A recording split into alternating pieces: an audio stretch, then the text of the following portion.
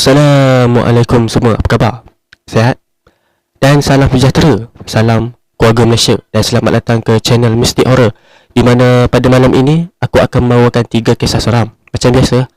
Dan kesihatan aku pun dah semakin baik, jadi bolehlah bawa 3 kisah seram. Pada video kali ini aku ada 3 kisah seram yang aku dah pilih.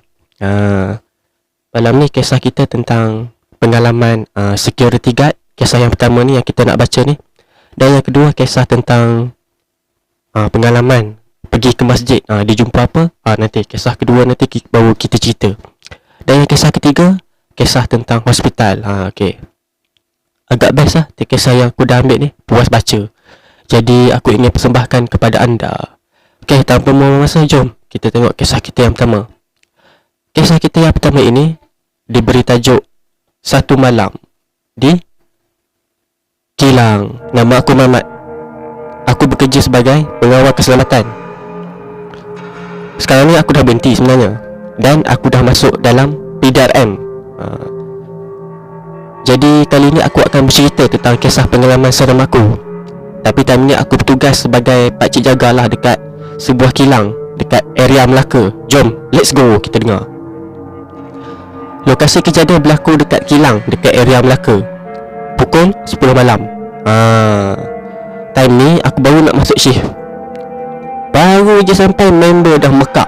Sebab aku datang lambat. Lambat 5 minit pun nak berkira. Macam biasalah, aku bersiap dalam pos mengawal. Periksa buku laporan. Selang 1 jam dah sampailah masa aku untuk aku meronda dan kunci jam ataupun clocking. Waktu first rondaan tu, alhamdulillah tak ada apa-apa berlaku. Tetapi rasa seram tetap ada. Sebab kita seorang je kat dalam tu. Okey, dia punya problem bila rondaan kedua, time nak pergi dalam area office, aku dengar bunyi macam tapak kaki kelepuk-kelepak, kelepuk-kelepak. Seram. Time tu cuak jugalah aku. Takut kalau orang datang nak rompak ke kan. Tapi time tu aku menyorok bercangkung dekat area tirai di antara meja pekerja.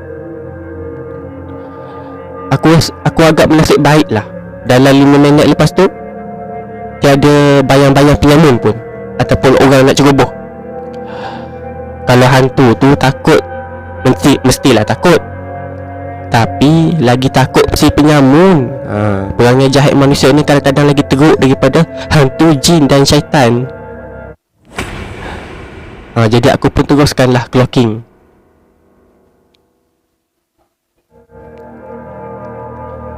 Macam biasa, dekat dalam office ni ada satu tempat sembahyang Cina tau. Tempat tu orang kata seram sikit. Bos kilang ni selalu bakar colok. Katanya nanti ong mari. Tapi malam tu aku tengok tempat tu bersepah dengan buah-buah kat situ. Buah-buah yang berselerak jatuh. Aku kutip lah, lepas tu susun balik dekat tempat sembahyang tu. Selepas selesai tugas, aku balik pula dekat pondok pegawai. Sambung tidur. Pagi tu staff pun dah datang. Aku sajalah pergi office area nak kacau awet-awet kat sana. Lalu kat tempat sembahyang Cina tu, aku tengok berterabur balik buah tu. Jadi aku tanyalah staff, siapa yang separ kan? Diorang semua angkat bau cakap tak tahu. Jadi aku pun startlah bercerita pasal dengar tapak kaki berlari semalam. Jadi diorang pun bagilah cadangan dekat aku nak tengok CCTV. Jadi kita orang semua pun pergi tengok dekat bilik CCTV. Korang nak tahu tak apa yang jadi? Dia nampak ada lelaki botak. Kau rasa nampak kat mana? Dekat belakang aku, ikut mencangkung dekat balik tirai masa aku menyorok sebab ingat ada penyamun. Terus naik bulu roma yang ada kat badan. Lelaki tu agak berotot, botak dan tangan panjang sikit, cangkung dekat belakang aku. Lepas aku belah daripada office untuk pergi ke pondok pengawal pada malam tu, dekat CCTV tu tertangkap entiti botak tu lari langgar buah dekat tempat Cina sembayang tu. Habis kecoh lah satu kilang membawang. Aku sembang dengan bos kilang tu lah. Dia pun terkedu tengok aku tunjuk rakaman CCTV tu yang ada image lelaki botak tu. aku cuma hanya boleh cakap lah, ayo bos, you punya semayang kurang lagi lah, mau halak itu hantu, kasih semayang lebih sikit mah. Itu adalah cerita pengalaman aku pada kali ini. Korang okey tak kalau aku kongsi lebih banyak kisah seram yang aku lalui? Tapi bukan sebagai pak jaga lagi lah, tapi kali ini sebagai pak polisi. On tak? Okey, assalamualaikum guys. Okey, itu dah dia kisah daripada seorang security guard ya. Seram. Walaupun benda tu tak kacau dia, tapi bayangkan benda tu berada dekat belakang dia waktu dia menyuruk, waktu dia takut perompak tu. Kan dia menyuruk balik tirai. Bila dia tengok balik CCTV tu, aduh, benda tu ada kat belakang dia. Dia tak sedar. Alamak. Seram. Itulah dia orang kata apa, dugaan kerja jadi Pak Gad ni. Okeylah, habis sudah kisah kita yang pertama. Agak sekejap je, tapi menarik. Nanti insyaAllah aku cuba cari lagi kisah daripada Mamat ni, Mamat Pak Jaga. Nama penulis cerita ni pun Mamat Pak Jaga. Nama dia. Okeylah, jom kita teruskan kisah kita yang kedua. Okey, kisah kedua pula. Kisah kedua pula ini berjudul Berjumpa Cik Ponti di Masjid.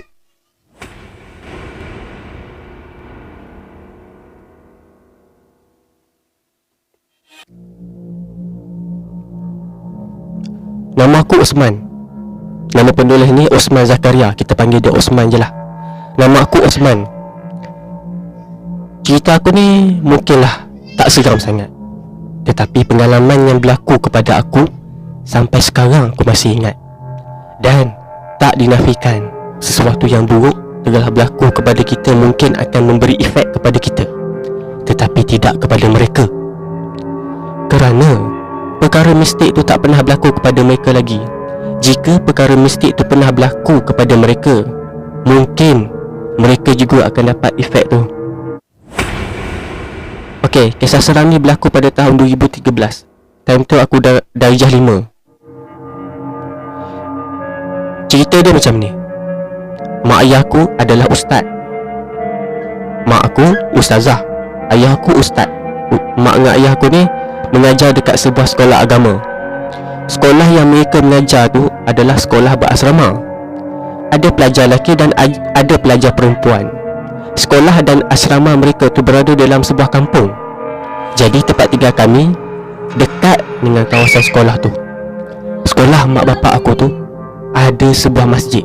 Setiap hari semua pelajar lelaki dan perempuan wajib solat 5 waktu dekat masjid tu. Setiap hari mak bapak aku pergi mengajar dan solat di masjid tu. Memang mak bapak aku hanya berjalan kaki je pergi ke sana, sebab masjid dan sekolah tu memang betul-betul berada kat depan rumah kami. Tak sampai 5 minit pun, sebab dekat sangat. Sekolah tersebut berada dekat di Negeri Kelantan. Jadi cuti pada hari Jumaat dan Sabtu tak sama dengan dekat KL dan di mana-mana negeri dekat Malaysia. Nak dijadikan cerita, hari Khamis malam Jumaat tu aku solat isyak dekat masjid. Dan lepas habis solat isyak aku pergi jumpa Izzuddin, iaitu salah seorang pelajar ayahku. Aku jumpa dia dan ajak dia tidur dekat masjid pada malam tu, sebab esok tak ada kelas. Aku masa kecil dulu suka sangat tidur dekat masjid. Tak tahulah kenapa.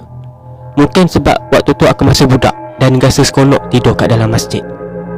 Jadi aku berpakatlah dengan si Izzuddin ni nak jumpa kat masjid dalam pukul 1 pagi. Lepas ajak Izzuddin tidur dekat masjid, aku keluar daripada masjid nak balik ke rumah. On the way nak balik ke rumah lepas solat isyak, aku terserempak dengan 2 orang lagi pelajar ayahku. Seorang lelaki dan seorang perempuan dekat depan pintu masjid, sedang benyembang-nyembang sama sendiri. Jangan salah faham, mereka bukan bercinta. Mereka berdua tu adik-beradik. Jadi aku lalulah dekat depan mereka sambil senyum. Sampai je dekat rumah, aku buat kerja aku macam hari-hari biasa. Makan malam, main phone, tengok TV, buat kerja sekolah, yang mana ada main game kat PC. Sampailah pada pukul 1 pagi, macam yang dijanjikan, jumpa kat masjid. Aku pergi ambil barang-barang tidur aku yang ada dekat bilik. Aku ambil selimut, bantal, sebab nak tidur kat masjid pada malam tu. Selepas dah bersiap-siap ambil barang tidur, aku keluar daripada rumah, pergi ke masjid nak tidur. Jadi korang cuba bayangkan, pada pukul 1 pagi memang gelap. Tambah pula berada di kampung. Memang gelap, tak ada lampu jalan. Semasa nak berjalan balik ke masjid, aku memang tak bawa lampu torchlight. Malam tu memang betul-betul sejuk. Kat masjid pula pada malam tu lampu semua tutup, kecuali lampu kubah masjid dan menara masjid je yang tak ditutup. Jadi pada malam Jumaat tu aku tak fikir langsung pasal hantu ataupun benda-benda yang seram. Kebiasaan budak-budak akan fikir benda yang seram, macam hantu kalau berjalan ke tempat yang gelap. Tapi bagi aku waktu tu aku tak fikir lagi benda macam tu.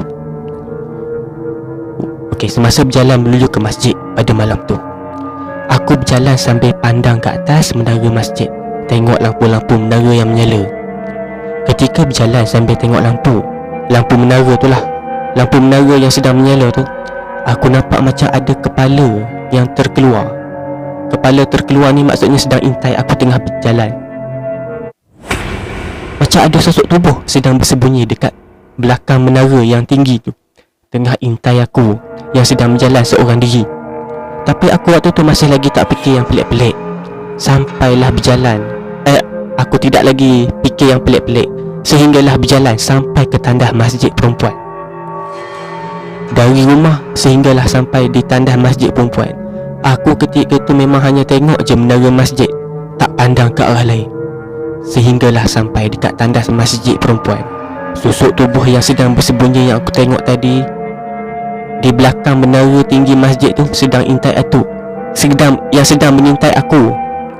Sosok tubuh yang sedang menyorok dekat menara masjid tu, yang sedang intai aku sedang berjalan tadi tu, dia keluar dan berdiri dekat atas bumbung masjid. Tubuh dia menghadap aku. Aku masih ingat lagi makhluk tu sampai sekarang. Nak describe lah ni. Aku boleh nampak dengan jelas, dan ini adalah gambaran dia. Dia pakai jubah putih, rambut kerinting, rambut panjang, tutup wajah, sampai seseorang pun tak dapat nak tengok muka dia. Rambut dia tebal sangat, dia tutup. Tipikal hantu Malaysia kan, dia tu bila dia tundukkan rambut dia panjang kan, jadi tak nampaklah wajah dia. Jadi aku sedang berjalan time tu, aku terus berhenti, keluh lidah tak terkata. Terkejut, takut, semua ada. Sampai suara pun dah tak dapat nak keluar, nak cakap pun tak tahu nak cakap apa. Waktu tu aku nak baca doa, tapi bacaan aku tu gagap. Aku tak dapat nak baca dengan betul, segala tajwid semua dah berterabur. Aku time tu baca je apa yang terlintas dekat kepala aku. Aku baca surah yang dimana aku belajar dekat sekolah. Tapi darjah 5 banyak manalah sangat yang aku hafal kat sekolah. Aku dah sampai tak tahu nak baca apa. Aku sampai terbaca doa makan. Time tu dah tak fikir dah doa tu doa apa, doa makan ke doa masuk tandas ke.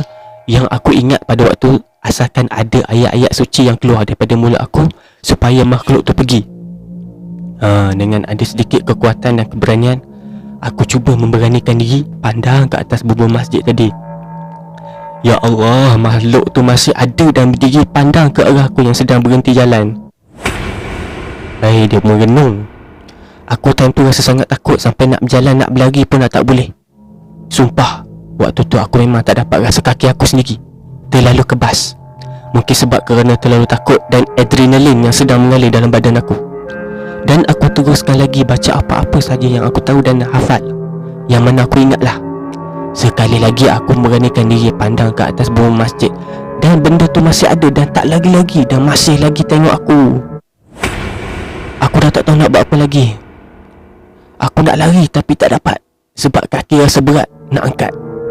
Aku masa tu memang takut sampai tak boleh nak fikir dah. Aku seorang je time tu, tengah malam, jam pukul 1 pagi, tambah pula pada malam Jumaat. Aku time tu hanya dapat berjalan tu pun kaki terketar-ketar. Aku berjalan terketar-ketar sambil mata pandang ke arah makhluk tu. Bila aku cuba nak jalan ke depan, makhluk tu ikut aku ke depan. Langkah aku berhenti sebab dia ikut aku juga, dan aku stop. Bila mana aku rimah balik ke belakang, dia ikut juga undur ke belakang. Aku rasa sangat bodoh time tu, sebab sepatutnya aku lari je balik ke rumah. dah nak tidur kat masjid. Kalau ikut logik akalnya lah, sepatutnya aku kena lari kat rumah. Tapi aku masih tengok lagi makhluk yang ada kat atas bumbung tu. Maklumlah aku time tu budak lagi dan berasa sangat takut. Dan sebab itulah otak aku tak dapat nak buat keputusan yang bijak. Back to the story. Aku cuba balik ke rumah. Aku pergi ke depan. Aku cuba berjalan ke depan kali kedua. Dia ikut juga. Tapi waktu tu tiba-tiba je aku dapat rasa balik kaki aku. Rasa kebas tadi dah hilang. Tapi ni kali ketiga lah. Lepas aku dapat rasa balik kaki aku, untuk kali ketiga aku terus cabut. Tak fikir panjang, aku lari ke depan dengan penuh keberanian sambil pejam mata. Sampailah dekat tengah kawasan masjid, aku jumpa balik dengan mereka yang dua orang yang tengah berbual-bual tadi, yang dua beradik tadi tu. Alhamdulillah, mereka masih ada. Hanya Allah je yang tahu betapa syukurnya aku kerana ada orang lagi kat masjid waktu tu. Aku masuk dalam masjid, letak semua barang-barang aku, tapi Izzuddin tak datang kat masjid. Tak datang lagi. Aku terus keluar daripada masjid, pergi ke asrama nak cari Izzuddin. Dan malam tu jugalah aku jumpa Izzuddin dan aku cerita balik kat dia apa yang berlaku. Aku cerita A sampai Z apa yang aku nampak pada malam tu.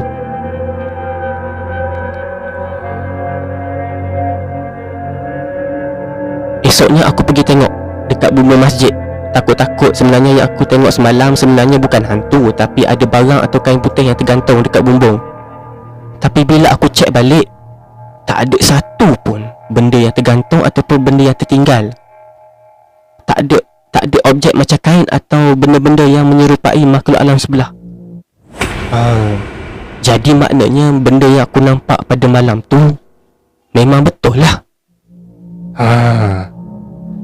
Dan lepas kejadian tu aku dah tak berani lagi nak balik rumah lewat. Tak apa lalu dekat masjid pada waktu malam. Time orang tak ada, memang takkan buat dah. Walaupun makhluk tu hanya tunjukkan diri dia sahaja, dia tak ganggu aku. Dan dia tak ikut aku pun balik rumah. Dia tak ikut. Dan Alhamdulillah aku tak perlu kena bawa jumpa ustaz atau pergi berubat. Semangat aku masih ada, cuma aku rasa terkejut dan begitu trauma. Jadi walaupun aku tak adalah sampai tahap kena rasuk ke apa ke, benda tu ikut balik ke rumah ke ganggu, tapi pengalaman sekarang tu memang bagi efek kepada aku sampai sekarang. Aku tak tahu macam mana lagi nak explain dekat anda semua apa dia kesan yang aku dapat. Tapi selepas kejadian tu, dia macam bagi aku jadi trauma dengan gelap. Aku sekarang ni dah trauma nak jalan seorang diri dekat tempat gelap pada waktu malam tu, utama sekali seorang diri. Jadi kejadian ni pun dah berlaku 8 tahun yang dulu, tetapi aku masih ingat lagi. Sebabkan dia punya penampakan tu agak seram. Sebab dia ikut aku step by step. Bayangkan aku nak langkah sikit, dia pun ke depan. Aku ke belakang, dia pun ke belakang. Itu yang membuatkan aku trauma. Sampai sekarang aku masih ingat lagi. Okey, terima kasihlah kepada Fiction Shasha yang sedang menerima kisah aku ini. Sekian saja daripada saya, Utsman bin Zakaria. Assalamualaikum.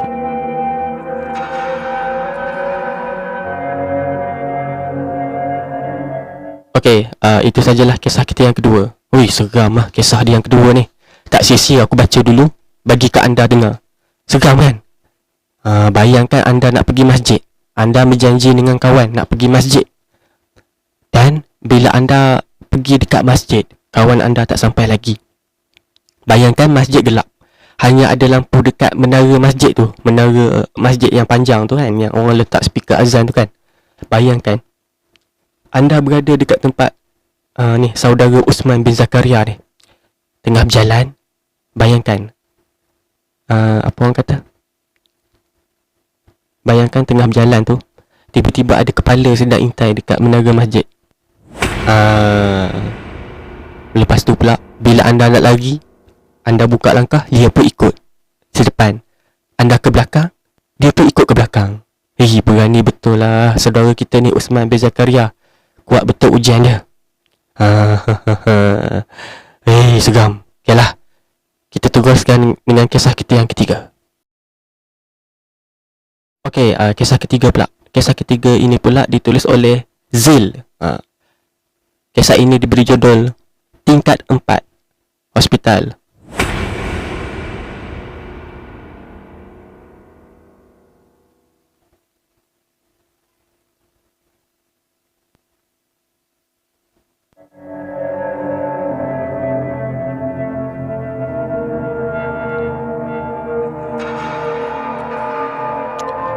Okey, hari ni aku nak ceritalah tentang pengalaman aku dekat hospital.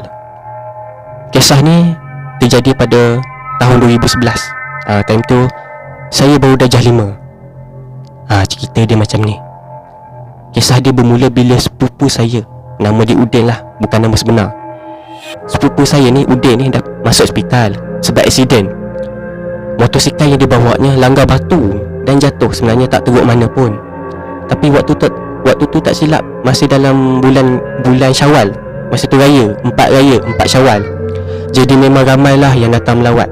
Sebab rumah dia pun dekat belakang rumah tok aku, iaitu di kampung. Dia masuk ward dekat sebuah hospital. Dekat mana entah, dah bertahun-tahun, dah lupa. Jadi ward dia ni ada dekat tingkat 4. Masa tu dalam pukul 9.30 pagi kalau tak silap. Aku, nenek, mak, ayah dan seorang lagi sepupu aku, kita panggil nama dia Haikal lah, bukan nama sebenar. Nak pergi jenguk Udin. Nak pergi melawat Udin. Sampai je dekat hospital, kita orang carilah tangga nak naik kat tingkat 4. Hospital tu lift hanya untuk pesakit sahaja. Okey, lepas jumpa tangga, kita orang naik ke tingkat 4. Sampainya dekat situ, kita orang pelik sebab gelap sangat. Kalau nak ingatkan balik, sepatutnya tingkat 4 tu memanglah ramai orang, meriah dan cerah dengan lampu sana sini. Nak dijadikan cerita. Jalan punya jalan, tak jumpa wardnya. Alhamdulillah, sebab tak gelap sangat kawasan tu, kita orang patah balik. Tapi semua orang jadi kaku bila dengar orang menangis.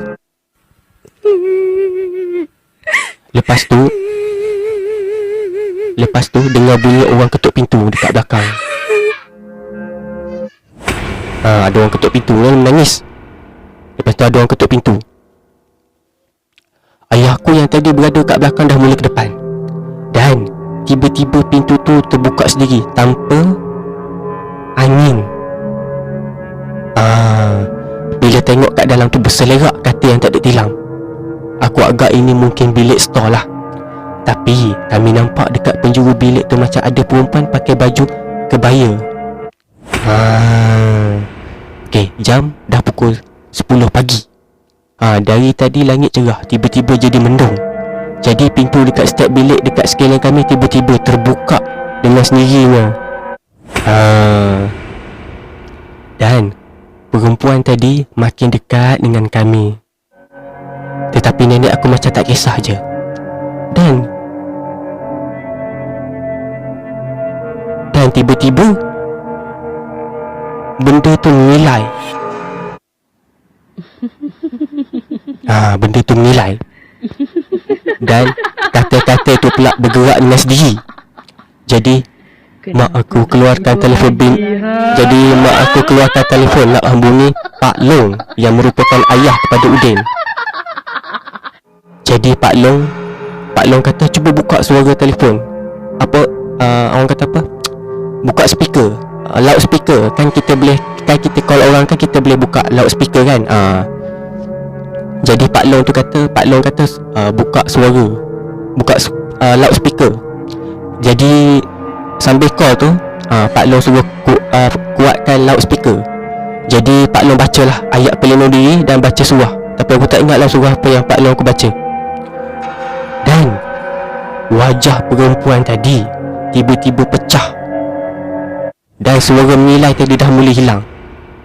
Pak Long berpesan, jangan letak telefon, jangan lagi. Selagi tak keluar daripada tingkat 4 tu, jangan tutup lagi. Jangan tamatkan panggilan lagi, biar Pak Long baca. Dan lama jugalah, akhirnya kami jumpa juga tangga nak keluar. Dan untuk pengetahuan korang, Tangga tu dia berada dekat ujung bangunan dan tak ditutupi dinding. Dalam beberapa saat kemudian, kami sampailah ke tingkat bawah. Dan kami nampak Pak Gad tengah ronda. Dan dia tanya kenapa datang dekat blok ni. Kami pun ceritalah nak pergi wad yang dekat tingkat 4. Dan Pak Gad tu pun terkejut lah kenapa kami boleh datang dekat blok ni. Jadi dia cakap lah, oh wad tu dekat blok lain. Kat sinilah Pak Gad tu buka cerita. Dia kata blok ni dah tak digunakan lagi sejak 2 tahun lepas. Dan Pak Gad tu tambah lagi, bilik yang terbuka tadi tu, bilik yang pernah dijadikan bilik frozen. Bilik frozen, anda mesti faham bilik frozen tu apa kan? Okey, saya nak bagi anda satu clue lah. Kalau ada orang meninggal, selalunya bilik mana yang pihak hospital akan letak? Anda tahu jawapan dia? Bilik mayat lah. Jadi maknanya penulis ni dengan keluarga dia dah salah masuk blok. Pintu-pintu yang dia orang cakap tu sebenarnya pintu peti mayat. Bukan pintu bilik. Pintu yang tarik mayat tu kan, drawer tu. Allah, seramnya. Nasib baiklah dia orang ni kuat betul iman. Tak sia-sia aku baca dulu untuk anda dengar. Memang seram kisah ni. Tu aku dah pilih untuk anda dengar. Jadi akhirnya kami sampailah juga dekat wad, dekat mana Uden ni duduk.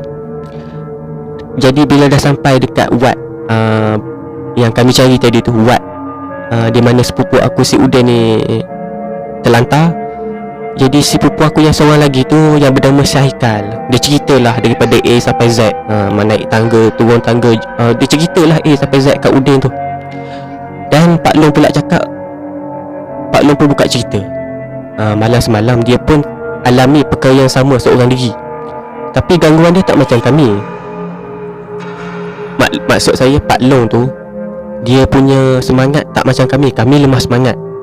Jadi waktu kami sesat dekat blok yang Pak Gad tu cerita yang dah tak digunakan tadi tu, kami masih lagi orang kata rasa takut walaupun cuba beranikan diri.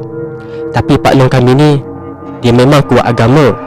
Dan Pak Long kami ni juga pernah mengubati orang kampung yang pernah dirasa atau diganggu. Jadi disebabkan itulah beliau dah biasa dengan makhluk-makhluk halus ni. Okey, itu sajalah yang aku dapat ceritakan pada kali ini. Tamatlah cerita aku. Maaflah kalau tak seram ataupun ada typo. Jumpa lagi. Assalamualaikum.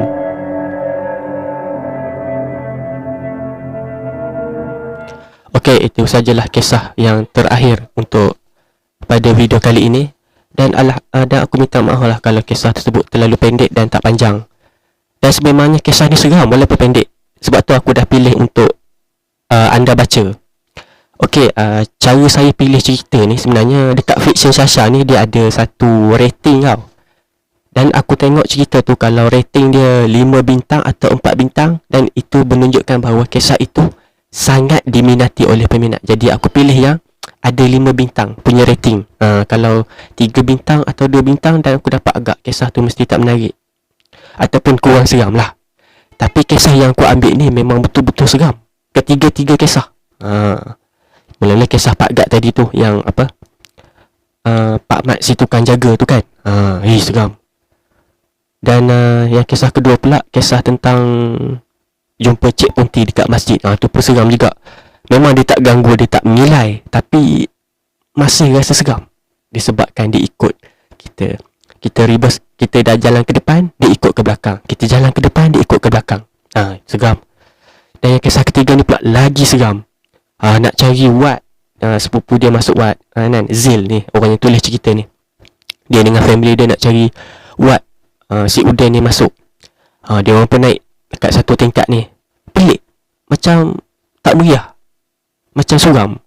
Dan waktu dia orang masuk lorong tu, tiba-tiba pintu tu buka dengan sendiri.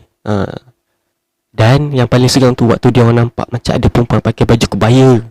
dalam bilik yang berselerak tu. Ay Allah, siang-siang pula tu. Aduh weh, seram. Aku yang baca ni pun meremang guys. Seram. Ini adalah kisah yang aku dah pilih untuk tatapan anda semua, dan diharapkan anda semua terhibur lah. Dan aku minta maaf sekali lagi kalau suara aku agak sengau dan orang kata apa, aku masih belum pulih sepenuhnya demam semua ni kan. Itulah ketiga kisah yang aku dapat kongsikan pada malam ini, dan diharapkan anda semua terhibur lah. Dan pertama sekali aku nak ucapkan terima kasih kepada yang dah subscribe, like, share dan view channel ni. Terima kasih banyak-banyak. Dan yang view channel ni pun aku nak ucap terima kasih kepada anda semua yang sudi sokong channel Mistik Horror ini. Walaupun channel Mistik Horror ini masih baru dalam YouTube ni, aku baru je buat channel ni awal tahun ni lah. Aku start buat baru beberapa bulan lah lagi dekat YouTube ni, masih baru. Orang kata masih mentah. Jadi terima kasihlah kepada yang sudi subscribe, sudi view dan support channel ni. Dan semalam ada 2 orang subscriber kita yang memberikan kata-kata semangat kepada saya, yang suruh saya meneruskan perjuangan ini. Terima kasih banyak-banyak. Saya sangat menghargai jasa anda. Terima kasih di atas usaha anda memberikan kata-kata semangat. Saya memang perlukannya. Sememangnya kalau kita saya nak pesanlah kepada semua YouTuber yang baru nak jadi ni, yang baru nak ada angan-angan nak jadi YouTuber ni. Saya nak cakap sesuatu lah. Bila kita nak mula daripada zero ke hero ni, bukan sesuatu yang mudah. Dia memerlukan satu usaha dan keazaman. Bila kita dah minat dengan sesuatu tu, insya-Allah, walau apa pun kekurangan kita pasti akan cuba nak berusaha, nak buat yang terbaik. Okay. Dan aku juga dah download lah apps untuk buat live show nanti. Dan tinggal satu je nak repair laptop ni. Dan insya-Allah pada masa yang akan datang, aku mungkin akan buat live show lah. Tapi bila aku buat live show tu, siapa yang nak tengok, dipersilakan aku jemput tengok. Siapa yang tak minat, tak ada masalah, tak ada paksaan. Dan diharapkan anda fahamlah apa yang saya cakap. Saya bukanlah pakar motivasi, tapi apa yang saya nak cakap ni memang betul. Sebenarnya sebelum buat channel YouTube ni, saya pun dah cakap dengan diri saya sendiri yang bukan senang. Apa orang kata apa, perjalanan nak jadi YouTuber ni bukanlah satu yang mudah. Jadi saya kena hadapi dia. Dan buat masa ni saya tak ada plan nak give up ataupun nak switch off daripada YouTube. Tak, saya tak ada plan nak backup sebab saya dah pilih jalan ni. Saya dah nekat dan insya-Allah saya takkan berpatah balik ataupun saya tak pernah rasa menyesal bila saya buat keputusan nak jadi YouTuber horror ni. Diharapkan anda fahamlah.